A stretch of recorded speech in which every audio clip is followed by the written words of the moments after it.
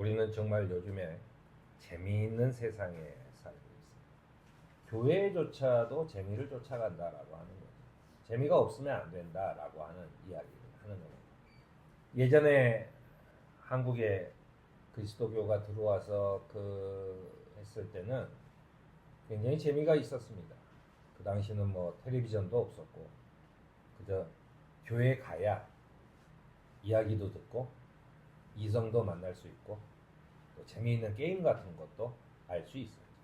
어느 순간부터 이제 텔레비전이 보급이 많이 되고 재미있는 내용들이 많이 나오기 시작하면서 아이들이 텔레비전 보느라고 교회를 안 나온다 라고 하는 얘기가 돌아갈 때쯤부터 아마 또 교회도 재미가 있어야 된다 라고 하는 이야기가 생겨나기 시작한 것 같습니다. 그런데 뭔가 우리가 잘못 가고 있는다는 생각이 들어요. 교회도 물론 굉장히 재미가 있어야 됩니다. 재미가 없어야 된다는 얘기는 아니죠. 그런데 재미가 있어야 된다고 해서 지켜야 할 것들이 지켜지지 않으면 오히려 그 재미는 반감이 돼요. 예의를 지켜가면서 해야 되죠. 성차별적인 이야기, 비하하는 이야기들은 서로 금지하기로 했어요.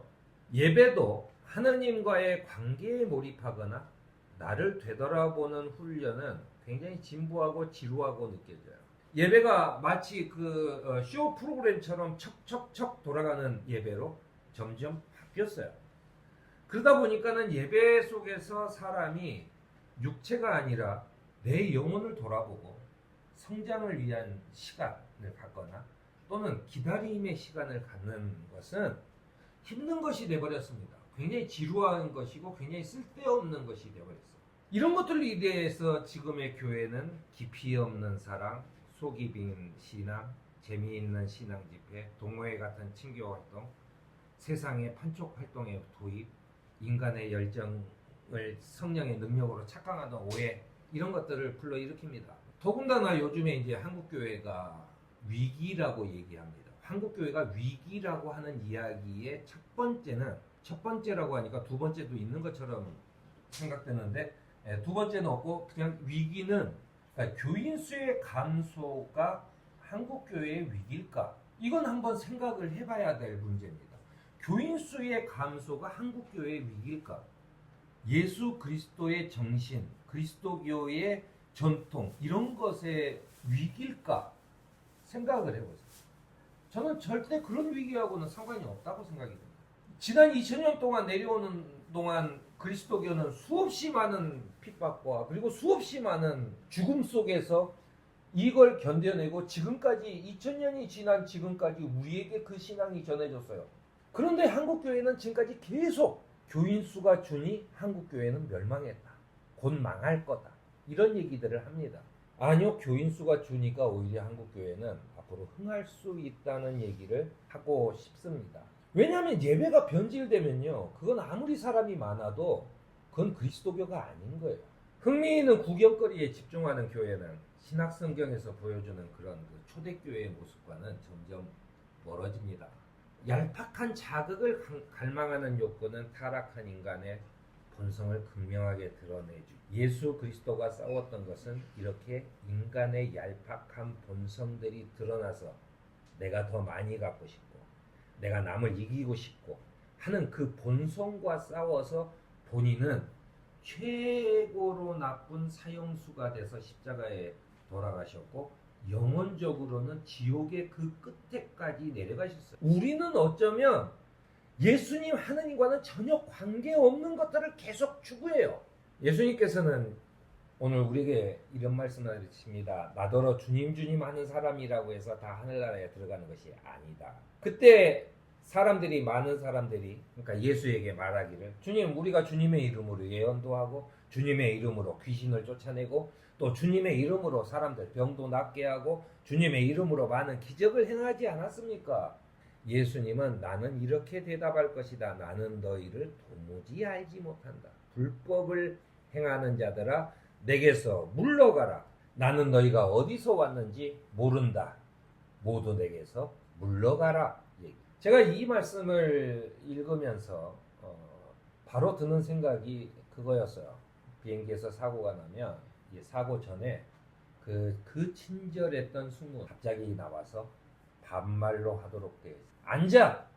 라고 아주 강하게 반말로 하게 돼 있어요. 고개 숙여! 이렇게 계속 반말로 하게 돼 있습니다. 그건 뭐냐면 위기 상황에서 그래요. 명령이라는 것은 반말로 하는 거죠. 예수께서 물러가라! 라고 얘기를 했을 때는 그 마지막 경고입니다. 더 이상의 타협은 없어요. 그 즉시 들어야 되는 거예요. 너희가 밖에 서서 주님 문 열어주십시오 했을 때 그 주인이 바로 나는 너를 모른다 얘기할 것이다 라고 하는 거예요. 그리스도교의 기도와 예배는 나를 비우는 과정입니다. 예배는 매우 형식적이죠. 그 형식을 매주일 우리가 하는 것은 재미있기 위해서가 아니라 사실은 내 영혼을 비우기 위해서요.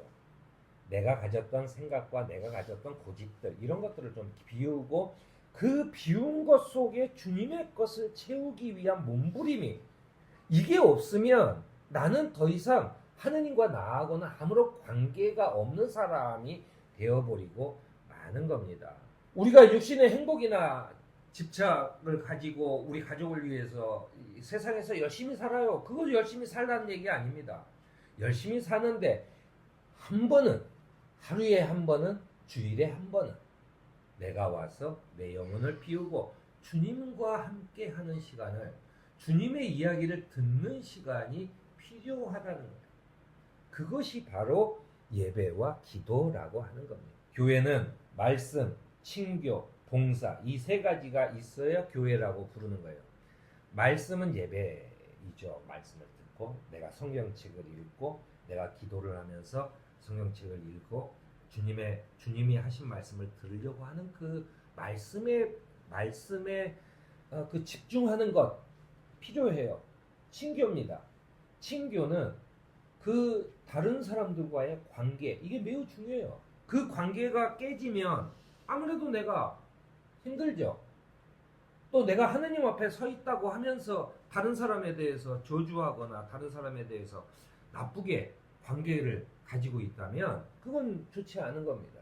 그 다음에 봉사입니다. 교회는 봉사가 있어야 돼요. 남한테 잘 보이려고 하는 게 아니라 교회는 봉사를 해야 됩니다. 이 사회에 소금과 같은 존재가 돼야 돼요. 이 세 가지가 항상 있어야 교회로서의 가치가 살아나는 거죠.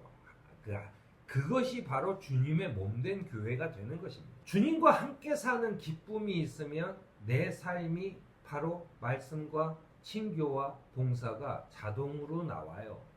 이걸 내가 요번 주에는 말씀을 몇 퍼센트나 했지? 이렇게 계산하지 않아도 돼요. 누가 그걸 계산해요? 내가 주님과 함께 사는 그런 기쁨이 있으면 자연스럽게 나와요. 자연스럽게. 나는 이만큼 했어 라고 얘기하는 거죠. 그거는요 2000년 전에 성경을 쓴 많은 사도들이 율법학자들과 바리새인들이 그렇게 했다고 써 있어요. 그걸 왜 지금도 해야 되는지 저는 이해가 되지 않는다는 얘기입니다. 기쁨이 없는 메마른 마음의 허전함을 달래기 위해서 교회는 오락거리의 기쁨을 해서 그 단물을 주려고 애를 쓰는 것 교인들의 모임이 아니라 그건 재밌어야 되죠. 그런데 예배조차도 재밌어야 된다라고 생각하면서 예배에다 자꾸 뭔가를 이렇게 소위 말해 요즘 말로 양념을 치는 그런 행위들은 잘못된 것이다라고 하는 얘기입니다. 에스겔은 이렇게 얘기합니다.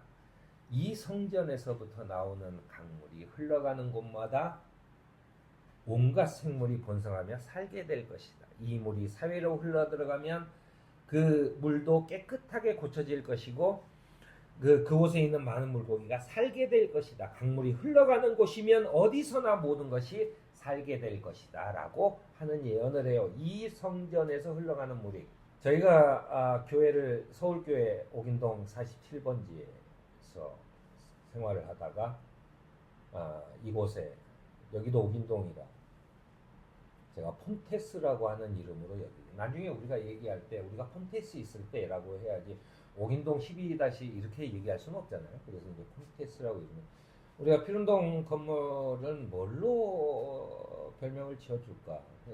지금까지 생각해낸 건 샘길입니다.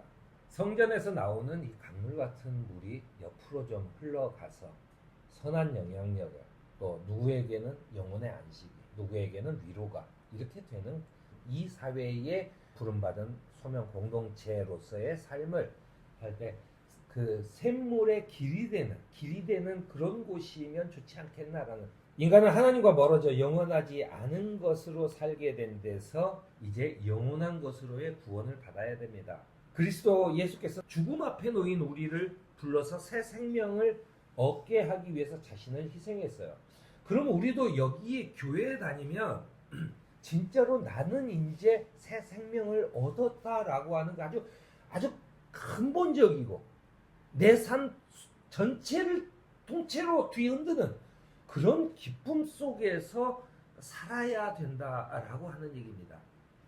그래서 우리를 부르시는 주님의 말씀에 응답하여 구경거리를 탐하는 것이 아닌 그런 하느님이 나와 함께 하신다라고, 아직도 나에게 말씀하신다라고 하는 그런 기쁨을 누리면서 사는 저와 여러분이 되기를